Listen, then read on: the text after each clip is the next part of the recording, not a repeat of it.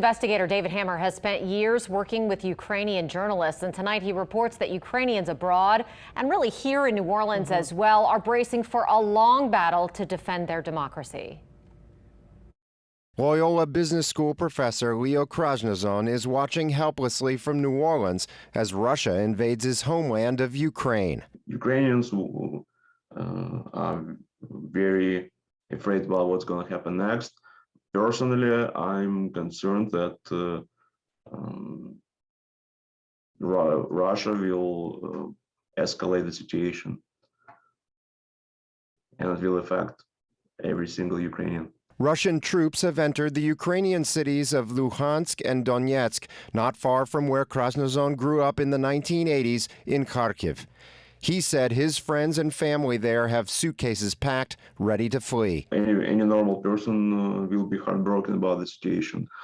And it doesn't have to be Ukraine, just in general. When you have a situation that dictatorship invades democracy, that means that we are going back in time. Russian President Vladimir Putin gave a speech Monday, falsely claiming it was communist Russia that, quote, created modern Ukraine, and that Russia has a right to what he called its historical territory.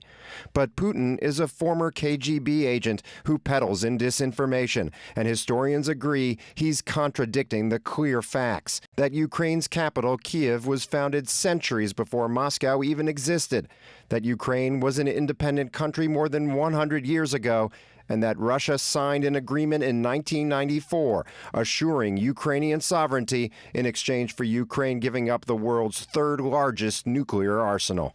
He's lying.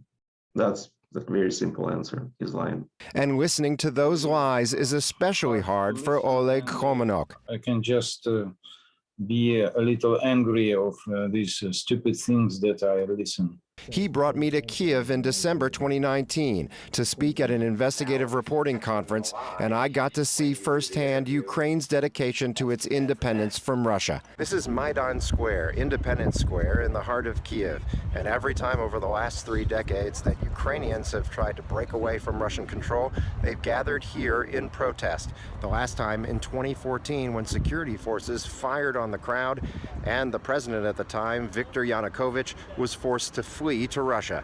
It was exactly 8 years ago today that Khomenok led a team of reporters into Yanukovych's palace and exposed 25,000 documents the pro-Russian president had dumped in a lake, trying to hide massive corruption. Ukrainians love their country and they are ready to fight for this country. But Khomenok and Krasnozon say Ukraine is fighting for more than itself, but for all democracies as the front line against authoritarianism.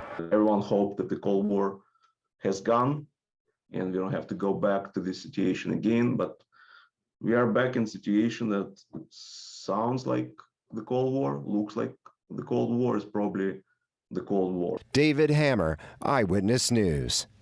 Khomenok spoke to David from a hotel in Tbilisi, Georgia. He said most international airlines have canceled flights to Ukraine, but he's still hoping to get back to Kiev this Thursday.